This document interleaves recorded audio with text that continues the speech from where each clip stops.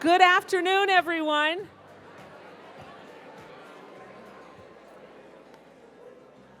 It's so much fun. I'm like waving. I see so many familiar faces. This is so much fun. This is like the Super Bowl for the Alumni Association. Thank you for all being here. Thanks for coming, committing the time, not just to get here, but what you do all year long. You really are the Alumni Association. Thank you. Okay, I have notes, and I'm supposed to say something like, welcome to the 57th Annual Alumni Association Leadership Conference. I'm Dolly Duffy, the Executive Director of your Notre Dame Alumni Association. Thank you.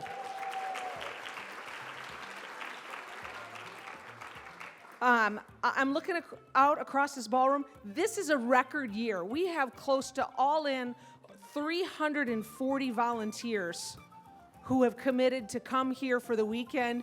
The sun is shining. We got the tulips and the daffodils to bloom on cue. It was a lot of work. There's a lot of prayers going out to that. But to open our conference today, I have notes, but I get to introduce my classmate that I've known since we were freshmen. We read together at baccalaureate Mass. He then hired me, so now he's my boss. So say good things to him as he walks out of the room. I'm thrilled and I'm blessed to work with none other than Lou Nani. Please help me welcome him.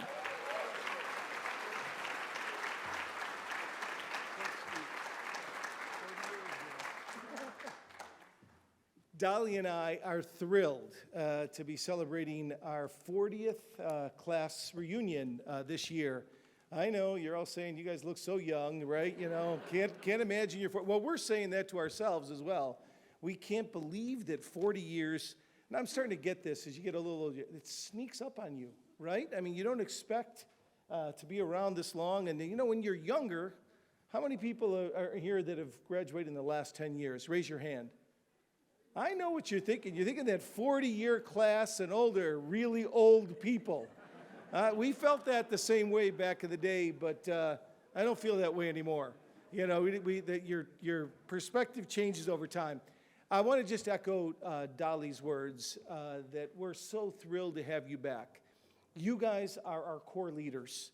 The classes, the clubs, the alumni board certainly, and then all of the affinity groups that are here. You guys are the ones who are in the trenches, and not only are you helping to spread the good news to so many groups, alumni, parents, and friends, but you're there, in the words of Albert Camus, when there's so much passion around a place, he said the role of an intellectual during the time of the Algerian Civil War, he said it's to disintoxicate minds and calm fanaticisms.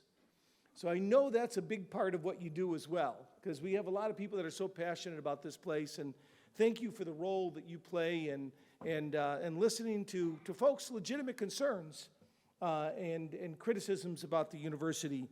You guys are our front line. Just a few examples I want to highlight here about the amazing work that you guys do. First, I want to give a shout out to the Notre Dame Club of Grand Rapids. Are you guys here? Okay, over there, very quiet, meekly raising the hand. I love that. Clearly, you haven't spent that much time around Dolly, you know, because she'd get you up there. But, you know, you guys had a student welcome reception for admitted students already this year. I know that there was a student there that was accepted to the grand flagship from your state there.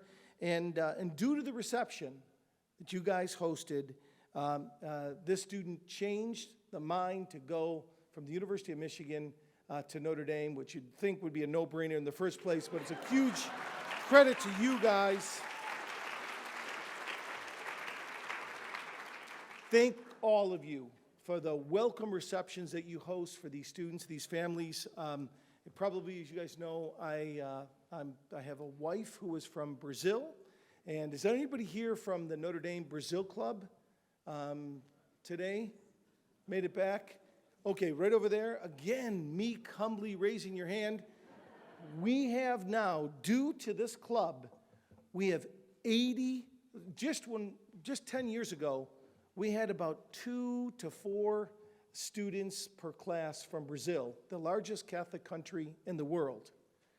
Right now, we have 83 undergraduate students from Brazil all over the country, and it's that club that has developed a chat network for the parents that are connecting, and we just admitted 35 new students from Brazil. Mickey Kidder, head of enrollment management, is flying down to Brazil next week, and they will convene, and it's really the work that the club and the parents are doing to get more and more of these students, just by great word of mouth, to travel the long distance to come to Notre Dame. So kudos to the Brazil Club as well. I want to thank all the Notre Dame clubs for your commitment in the second year only of Notre Dame Global Day of Service.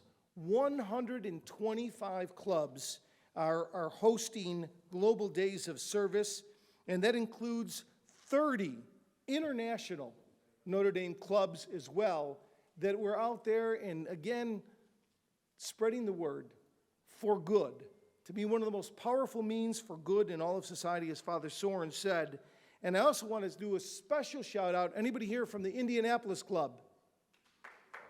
Okay, good, a little bit louder. Indianapolis is in the house. They are hosting 4 different sites for the Global Day of Service for the members of their club.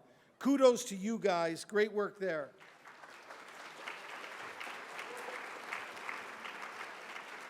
Special shout out in the affinity group area to the Black alumni of Notre Dame, and quite frankly, woo! Oh, I love it. No timidity from that corner of the room. I love it. And also the other diversity groups, boards that are here. Through your leadership, we had the most successful ever diversity tailgate over the TSU weekend last year to start the season, and there was over 500 guests that participated. Kudos, thank you for your leadership.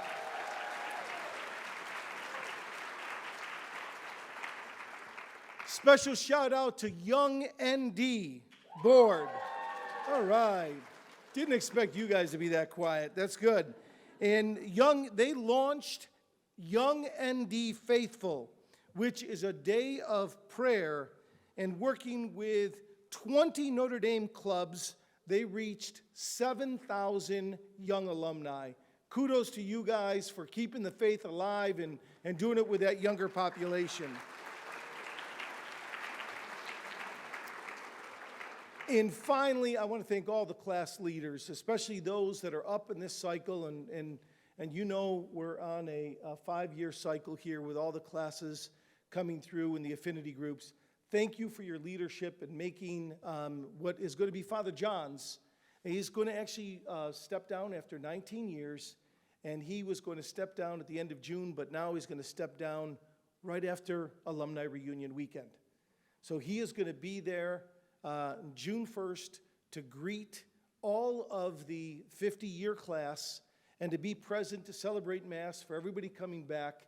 And then after 19 years, he's going to officially step down. So Alumni Reunion Weekend, that represents the significance of this impact for us here at Notre Dame. And thank you for your leadership and getting everybody back. Dolly and I are thrilled to be with a bunch of incredible classmates from 1984. And as we've done, I'm going to hold this out there, guys, as we've done with just about every 5-year increment, we're going to break the 40-year attendance record in the history of the Alumni Association this year. So there's Dolly. I see there ain't no timidity from right there. So excited about that. So one other thing I wanted to share with you real quickly is we're really thrilled that for the first time ever, we did the strategic framework for the university. And what always follows the strategic framework is, not surprisingly, a campaign. Although we're not calling it a campaign, we've identified priorities, and we're calling it the For Good Initiative. And the For Good Initiative is looking at how Notre Dame can be play a stronger role than ever and making an impact on our world that is so deeply in need. And so we're talking about not so much gifts to Notre Dame, but gifts through Notre Dame. And in particular, I wanted to say for the very first time, the Notre Dame Alumni Association is in the For Good initiatives for $15 million of endowment. What we want to do is get and grow that endowment so that for generations to come, this is something invested in our Notre Dame Endowment Investment Fund will only grow to have bigger impact. So we're going to be launching that, finding some good naming opportunities there, and try to kind of really grow not just the operating budget, but the impact of the Alumni Association, not just for our alumni, but also for our parents and friends. So we're really excited about that. And lastly, we're working on some really important transitions right now. As you know, just a few weeks ago, Jack Swarbrick stepped down after a long tenure as the vice president and director of athletics, and now Pete Bavacqua has stepped into that role, and we're really excited, and I think that transition is very smooth. And then we're also going to be working on the transition very shortly from Father John to Father Bob, from the 17th Holy Cross president of the university to the 18th. And we're going to invite you all back on September. Now, we have 3 home football games in September, but September 12th and the 13th, that's a Thursday and a Friday, before the Purdue weekend, which is away, we are going to invite everyone back to come and participate in Father Bob's inauguration as the 18th president. And there'll be some really wonderful events. There'll be an academic forum which will really focus on what do we owe one another, is the theme that Father Bob is chosen. And so we welcome you back. There'll be a big mass of celebration. There'll be a big installation and other events around that as well. If I could, let me just close with this. And you may have heard this story before, but some stories just, I think, bear repeating, and because they remind us of why we do what we do. But I'll tell you, this all stemmed from a Notre Dame, a Universal Notre Dame night that I was privileged to attend in Mobile, Alabama. And I went, is anybody here from Mobile? Oh, love it, yeah.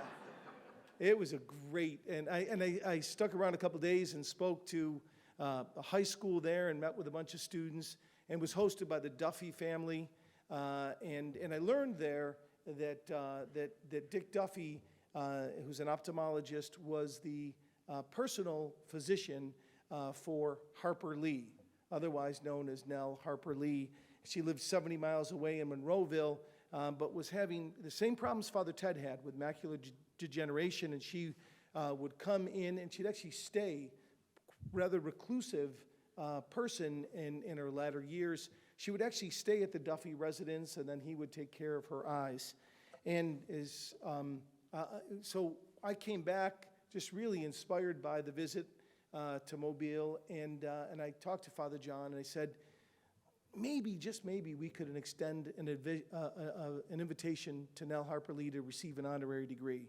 Now, she had turned down all kinds of degrees, but when Father John invited her, she not only wrote back, it was a handwritten letter about how excited she was by the invitation, and while she really didn't make public appearances, she felt like, and she drew in the letter, she drew a picture of a girl jumping over the moon.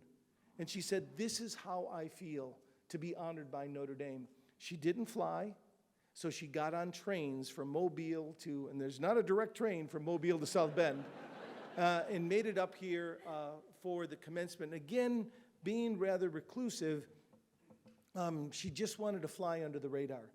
I didn't know that our registrar was going to do this, but I was in the back of the stage in the platform party, and I was as stunned as everyone else when she was announced to receive her honorary degree. Over 3,000 undergraduate and graduates that were standing that day stood up silently in unison, and under their chairs, unbeknownst to us, were white paperback copies of To Kill a Mockingbird. And every single one of them stood up in unison and held up To Kill a Mockingbird, a book that they had read in junior high or high school that maybe did more to tear away at racial injustice in this country than any other work of literature. And when Father John pointed it out and Nell saw the book, she actually stumbled back a couple of steps. She was so overwhelmed.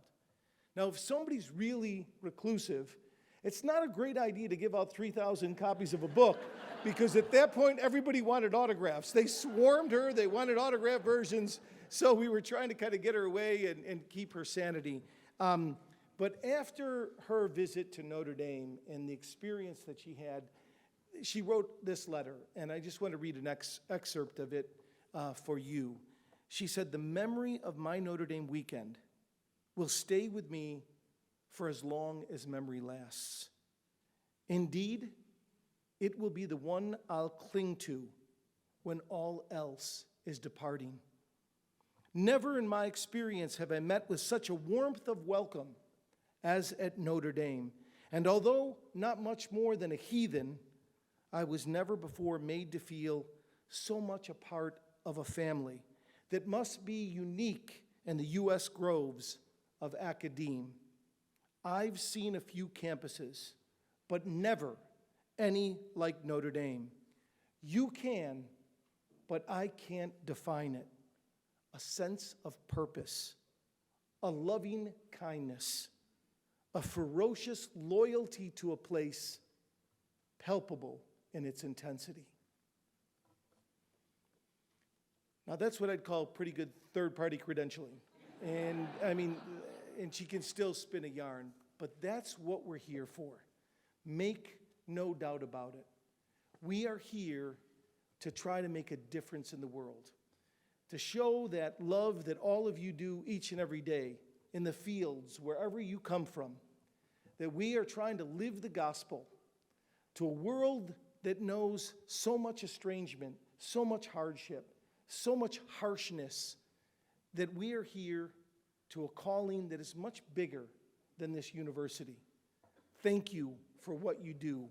Don't ever doubt the impact of your work and the role that it has in trying to bring the kingdom into this world, which is perhaps more needed than ever. Take care, God bless, and have a great weekend. Thanks.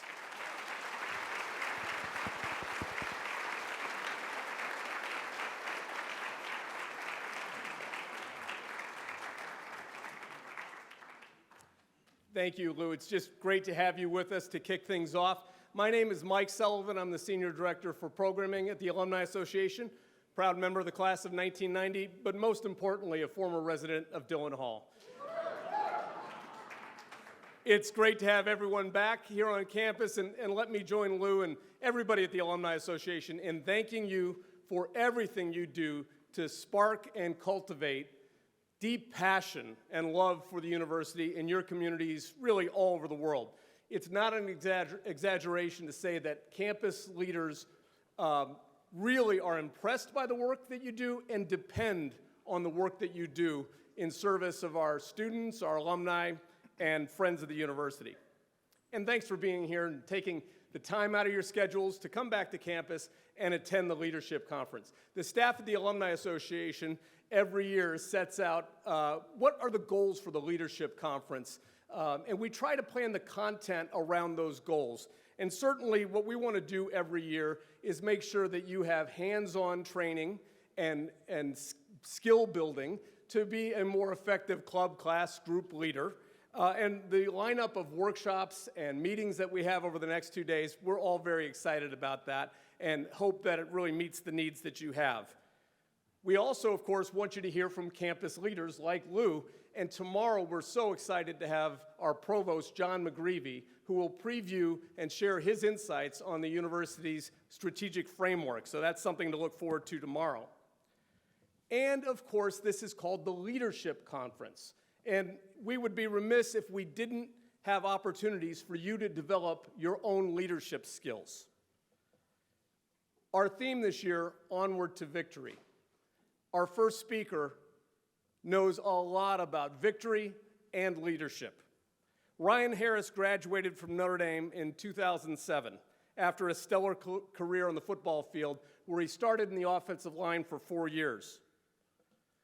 A 10-year NFL career followed, highlighted by a Super Bowl championship with the Denver Broncos.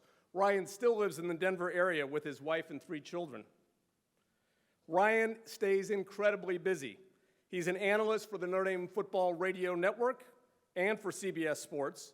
He's a best-selling author, and he's a member of the Alumni Association's Board of Directors. And as you are about to find out, he's a dynamic public speaker. Please join me in welcoming Ryan Harris.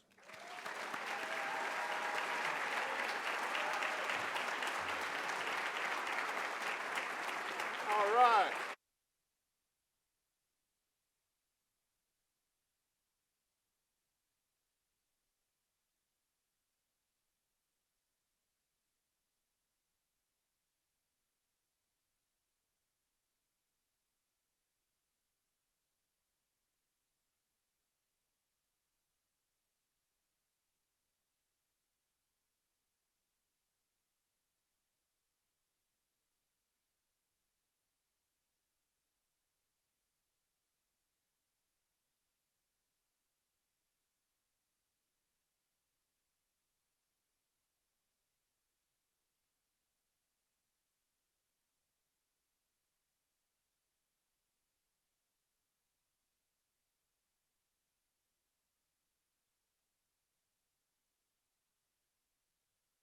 It's to win a championship.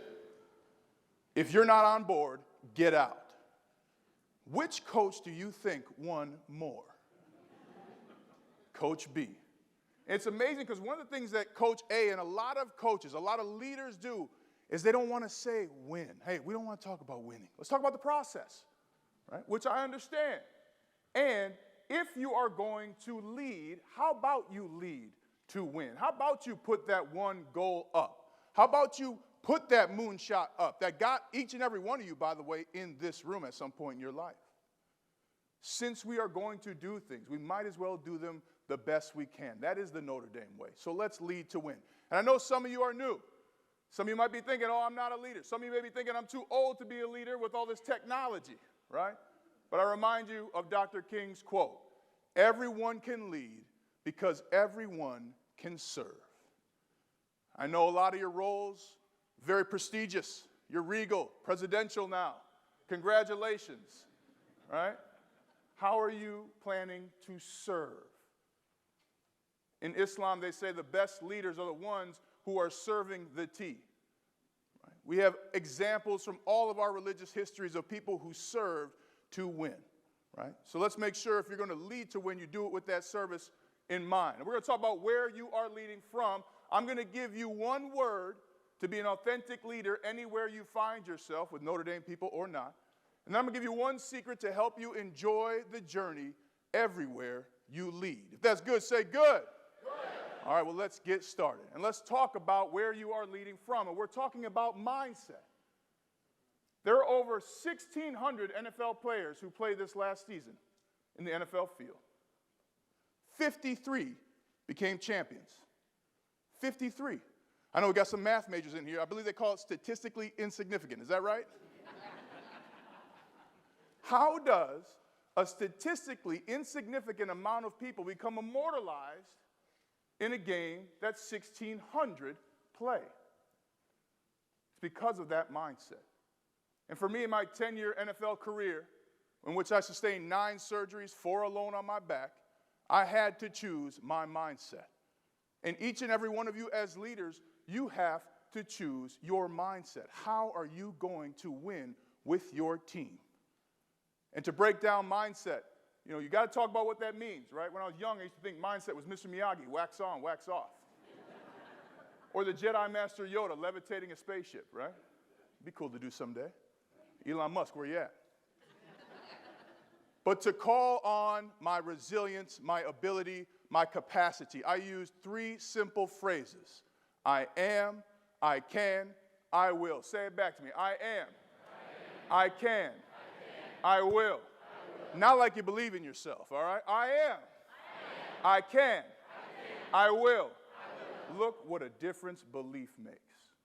In just your focus, in one split second, you became better at something because you put your mindset behind it. It is with the words I am, I can, I will, you can find solutions to every problem you'll face as a club president, as a board member, or as somebody a part of this great university. It is with your mindset that even in failure, you can find gratitude. Now, choosing your mindset will not be easy. I like saying that to Notre Dame graduates, right? It's not going to be easy. Everybody smiles. But let's get started, and let's start with the words I am. Amazing things happen when you speak the words I am. You begin to identify who you are, what you are doing, what your purpose is in a given situation. And I want to give you an NFL 40 seconds right now. And I want you to use the words I am and describe to the person on your right and on your left what kind of teammate you are. Okay? So when you turn to your teammate, you're going to say, I am blank in terms of a type of teammate you are. You ready? Omaha Blue, go.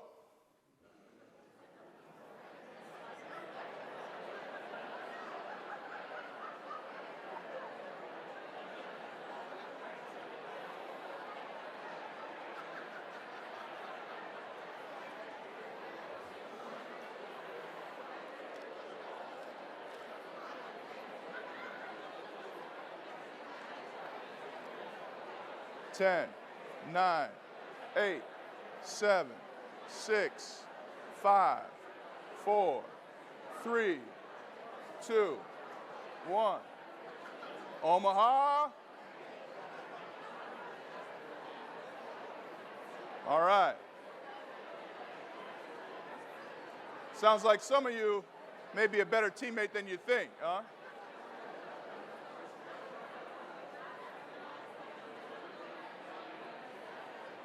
All right. Somebody give me an example of one thing that they heard from their table. Go ahead, raise your hand. Somebody give me an example of what they heard. Yes. A collaborative teammate. Gosh, don't we love collaborative teammates? Yes. Good listeners. All right. I love teammates that listen. Do you listen and talk, though? Because that can be a problem, right? One more. Dependable. You're going to need that person in what you're doing, right, with your clubs and whatnot. What kind of teammate are you? That's a simple thing to think about when you're going into a meeting, whether it's Notre Dame affiliated or not. Hey, I am here to be a great teammate. I'm here to support my staff. I'm here to make sure the message is clear. I am here to give that Notre Dame feeling. What are you doing there? Speak the words I am. Identify what your purpose is in that moment. The words I am also build resolve. For those of you who told what kind of teammate you are, if you didn't believe it, I bet you're thinking about ways you're going to try and prove it later. Right? I am a Muslim. And if I would not be standing here today if I were to resign myself to what people thought Muslims were. I am a Muslim, and I am a better Muslim because I've been around you, my family, who, although when you pray 5 times a day sounds a lot, I've seen 6 a.m. Mass during the week. I love you, God. I'm not doing that. Right? But you showed me how much further I had to go. And I'm going to tell a little secret about Lou Nani. Is that all right with y'all? Say yes. I am shocked. Where's Lou? Is he still here? He had to leave. But I am a part of a group, a family here at Notre Dame, that Lou Nani one day texted me. He goes, hey, this is Ramadan, right? Like, yeah. He goes, well, me and a couple of fathers were talking about it. We want to join you for a fast. I'm like, hey, man, you sure? Like, you can trade this off with that 6 a.m. Mass. He said, no, absolutely. So for a day, although we were apart, I was in Denver, they were here, they fasted as well. And Lou Nani got the single most important thing about fasting during Ramadan, an appreciation for water. I got a text, brother, it's amazing to drink water. I said, absolutely. How amazing are we? How amazing are we? How capable are we? Are you capable enough to love someone if you disagree with them? Say yes. We know this. And when you're presented with a challenge, can you speak the words, I am being challenged here? I am here to keep the peace. I am going to keep my beliefs through my experience to myself. Or I am going to speak up about this. I am going to be a difference maker. It does all these things just by speaking the words, I am. The night before the Super Bowl, I spoke these words. I said, I am terrified. My greatest achievement will be my greatest failure if we lose this game. But the funny thing is, you're never just one thing, aren't you? We're both wave and particle. So I say, you know what? I am excited as well.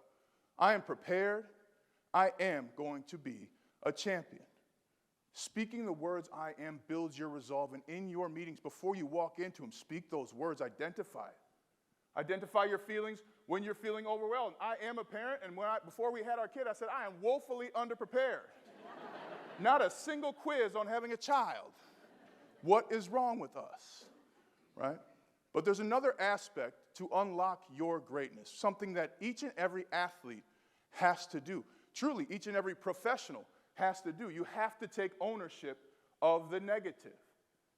Thousands of players in my career in the NFL did not take ownership of the negative. I've had to say to myself, I am not working hard enough. I am getting in my own way. I am not listening. And here's where we find the second aspect of our mindset in the words, I can. Say it back to me. I can. I can. I can. There may be no two words more important to your future than the words I can. It is here with the words I can that when you fall on your face, which will happen, you can find what to do next. The best offenses in the NFL, they change the play using the word can.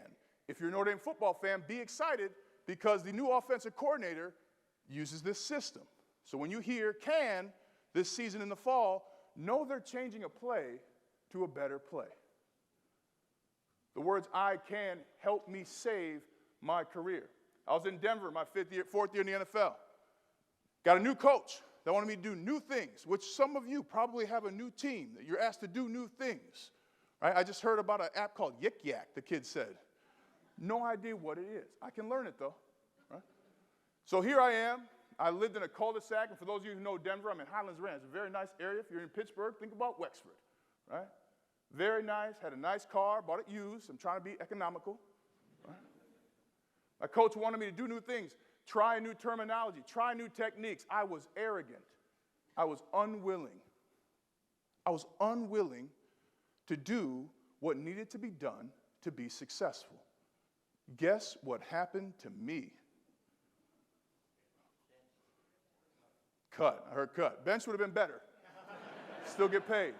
Clearly, I didn't come work for one of y'all. You would have got a phone call. Never had I been more humiliated in my life. How do I tell my wife in our first year of marriage I lost my job because I was arrogant and I was unwilling? How dare that I let my willingness get in the way of my success? All of these thoughts went around and around in my head as I had tears flowing from my eyes and hands shaking in disbelief as I left the parking lot. Right there, I had a decision to make. I could choose to wallow in my unemployment and my arrogance, or I could choose this would be the beginning of a new me. And in choosing to move forward, I spoke the words I can. I can make sure I never lose my job again because of my arrogance and my unwillingness. I can ask questions. I can learn how to recognize distraction. I can stop at Panda Express on the way home, get that orange chicken, eat my feelings a little bit. Some of y'all know it works, huh? Right? I'm so glad I spoke the words I can because I got a call the very next morning by a man named Gary Kubiak. He was head coach at the time of the Houston Texans, Texas guy. Yeah, there we go. He said, hey, Ron, I think you can help us win. Hey, I can do that, coach. So I went down to Houston, played for 2 years. We had a team that went 11-5, and a team the very next year that went 2-14, losing 14 games in a row. Some of you maybe go back and start some initiatives. It might feel like you're losing 14 games in a row. Some of you might have great success right away. Either way, choose your mindset with the words, I can. After that 2 years in Houston, I went to Kansas City, started 15 of 16 games. We were the only team in NFL history, I believe, to not throw a touchdown pass to a receiver all season. Now, I'll add, though, that was Travis Kelce's first year. So, for those who don't know football, he's really good, kind of like a receiver, but a little chunkier like me. It's awesome. and they said, hey, Ryan, we love you, but you have no football left. Here's the thing, when you choose your mindset, people will be wrong about you all the time. I said, I can keep training, I can keep in shape. I got a call again by that guy named Gary Kubiak, except for this time, he wasn't at the Houston Texans, he was at the Denver Broncos. You know that team that sent me crying into Panda Express? He said, hey, Ryan, I need you. I need you to come help us win a championship. I need you to show these young cats how to work. I can do that, coach. The words I can will help you in so many situations you are going to encounter, with so many strategic operations that you are going to do, and things you are going to try. Because what can you do now that you're in the position you're in? Can you get out of your own way? Say yes. The NFL had a big disturbance this year. I don't know if you guys heard about this. Her name is Taylor Swift. Grown men who hadn't listened to a pop album in maybe 50 years had an opinion on Taylor Swift. A rupture. Right? Couldn't get through a broadcast without mentioning it. You know, now everybody's involved. Everybody wants to watch the game with them because they might see Taylor Swift. This is a perfect example of can you get out of your own way. I am Ryan Harris. I am a Swiftie, okay? Yeah, absolutely. And I am a Swiftie, and I can tell you exactly why. Fellas, hold on. I went to a Taylor Swift concert. She came to Denver, first ever act to sell out 2 nights in Denver. By the way, 30,000 people outside the stadium. My guys who put on the shows, they said the Rolling Stones didn't have 5. But before she came out, and gentlemen, you don't know this, but the person or lady next to you does. They started a countdown. And then they proceeded to play a song that I now know every woman knows every lyric. It's called You Don't Own Me. 70,000 people. This song starts. Don't tell me what to do, right? Ladies are nodding like, oh yeah. And as this song builds up, thousands of women are screaming, don't tell me what to say. I look over to ask my wife if she knows the song. She keeps singing it. Don't tell. Let me tell you right now, get on board. I can tell you that whatever your opinion about Taylor Swift is irrelevant to the movement that is here of thousands of women, young and old, who demand a place at the table. Right?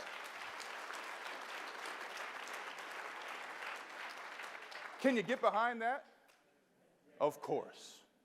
Right? I know we have a lot of financial people here too, but whatever you think about Bitcoin, it's not leaving.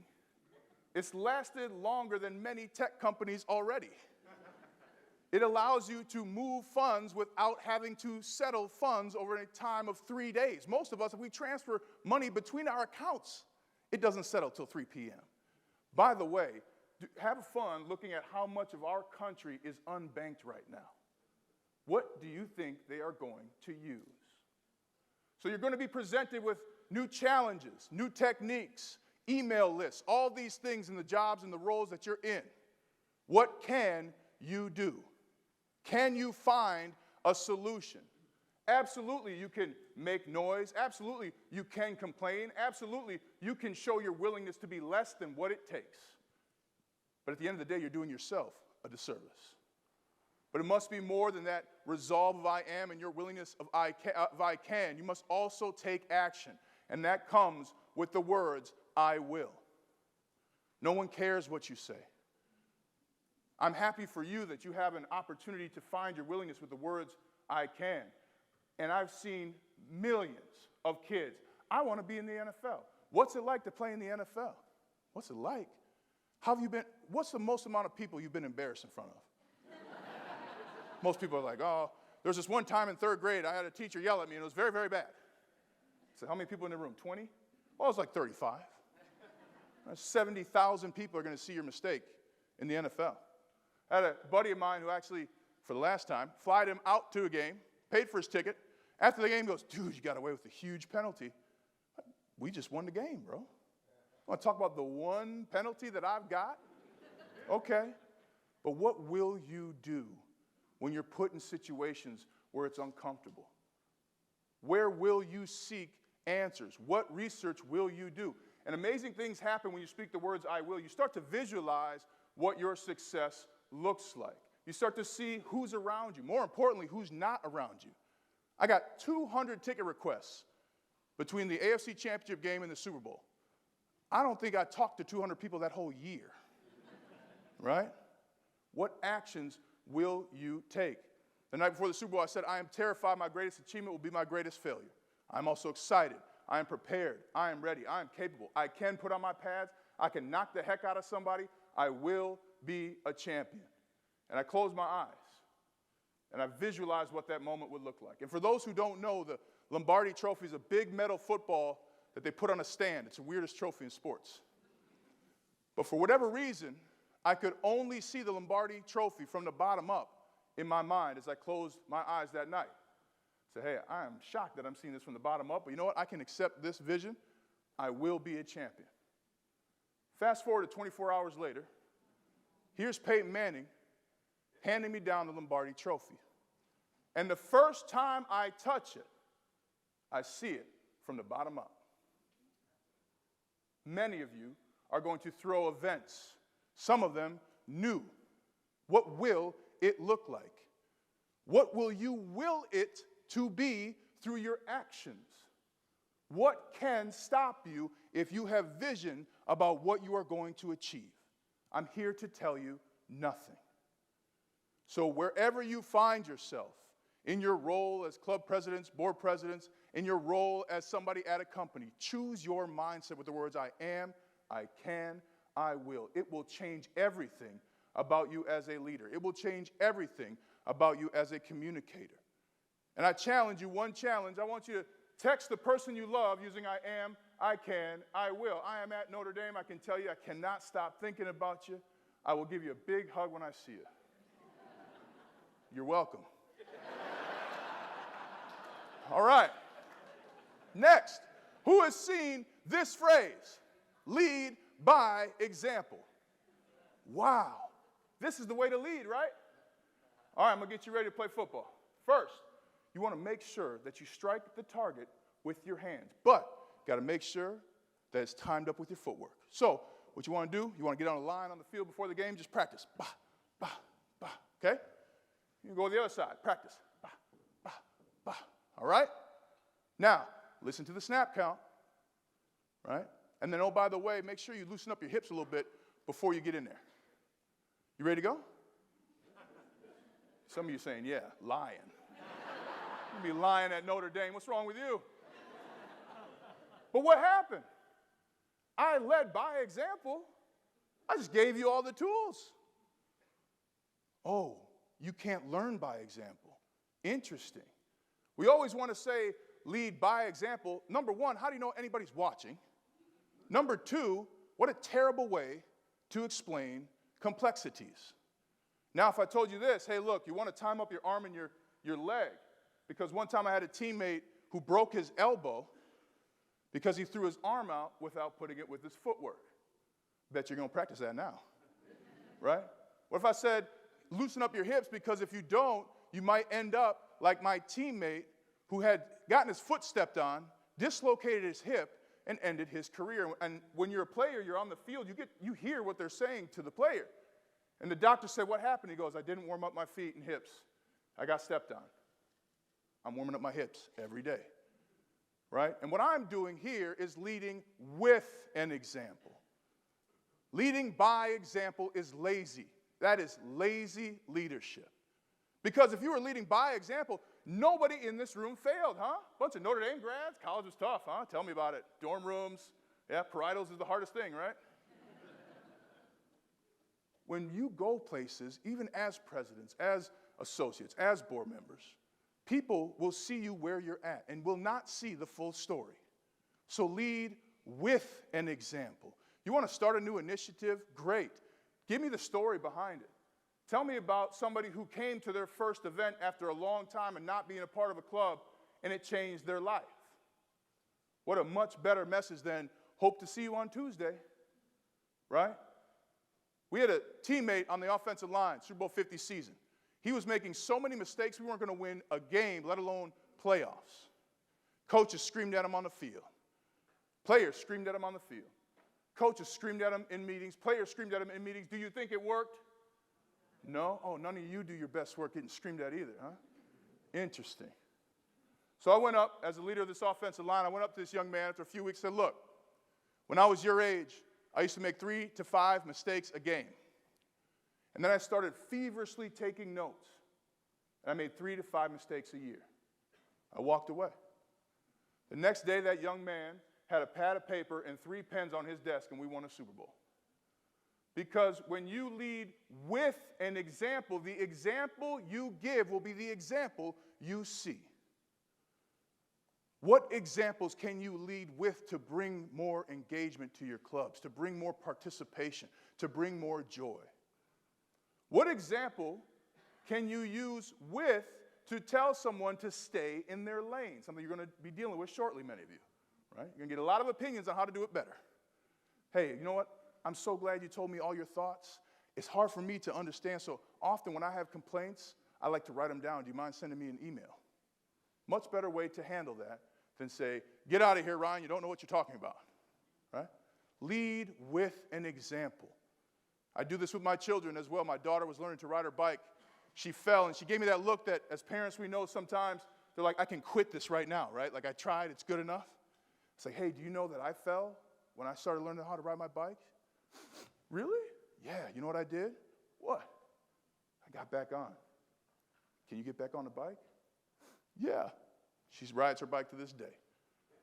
But we as adults lose that ability to try after we have failed. If you don't have a Twitter handle, great. Try it, and then tell me how you don't like it, right? If you don't like the technology, great. Try it, and then tell me you don't like it. But lead with an example when you're talking to your groups, when you're talking to your teams, when you're talking to your members. Because the example you give will be the example you see. Just by changing that one word, lead with an example. It also shows an acceptable amount of vulnerability. And trust me, I get it. NFL locker room is not a place you want to show vulnerability. But you have to be vulnerable with those you're around. You have to tell people when you do or don't know what you're doing. Lead with the example that's going to show them how you will land together in the place you want to be. Now, before we keep going, I just want to treat you like Super Bowl champions before we wrap up. If that's good, say good. All right, I want you to stand up and shake it out. That means stand up, move your shoulders, move your hips, right? Go on, get on up, get on up. All right, have a seat, have a seat. Yeah. Yeah, you see, yeah. Average play is about 5 to 7 seconds in the NFL, yeah. I'm not going over. I'm not dealing with Dolly's wrath. No way. All right, I told you I was going to give you one secret. Do you want that one secret? Say yes. Yes. That one secret is fun. 3-letter word, often forgotten about. Have fun. An easy way to do that is to celebrate every win. What did it take for you to get here today? I'm not just talking about surviving last night, right? Making sure that your clothes weren't wrinkled and you unpacked them correctly. What did you have to do to get here? Have you celebrated that enough? The place we are at, seeing the Golden Dome. One of my favorite professors, hopefully you guys had one too, he would stop randomly, say, none of this matters. Find someone you fall in love with every day and love the Golden Dome every day. He celebrated every single day working at Notre Dame. One of the most storied labor and employment judges in our American history. Stopped every day to make sure we appreciated the Golden Dome. When I was back at the Denver Broncos, right, so happy to go through the parking lot, I couldn't be upset at anything that had happened that day. Matter of fact, I'm choosing not to be upset at anything that happened today. At that point, I was in my 9th year in the NFL. I already had a majority of my surgeries.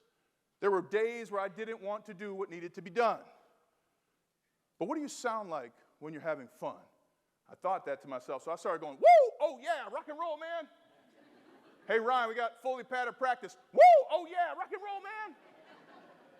There's 2 players on our team, multiple players who are going to be in the Hall of Fame, and as great as they were as players in games, they are absolutely awful to practice against 5 days a week. I couldn't show that fear. I couldn't show that anger. Hey, DeMarcus Ware, woo, rock and roll, man. Oh my God. You ready to go? Woo! All right. And it's amazing, I've been fortunate enough, as I do speaking for a lot of companies and things, I got to speak for some of our special warfare units, and there's a member from DARPA there. And if you don't know DARPA, look it up carefully, I would add. The #1 performance enhancer in addition to sleep is self-deception. Parents, we know this, right? I'm not tired. I'm in need of a coffee, right? They're 2 different things. But can you have fun? What does it sound like? And I know a lot of the meetings you're going to be in are going to be about attendance and engagement and about making sure you're bringing home the Notre Dame values. But what does fun look like? Maybe it's attendance. Maybe it's kids in attendance with their parents. Maybe it's people crying because they haven't seen each other. Whatever it is, you better have fun. There's a guy named Tom Brady. Some of you know him as Gisele's ex-husband. This man left one of the storied franchises in NFL history in the New England Patriots. Do you want to know why he wasn't having fun? What did he do? He went to Florida, a place a lot of us go to have fun. What did he do there? He won a championship in 1 year with the most diverse staff in NFL history, including 2 women on the coaching staff.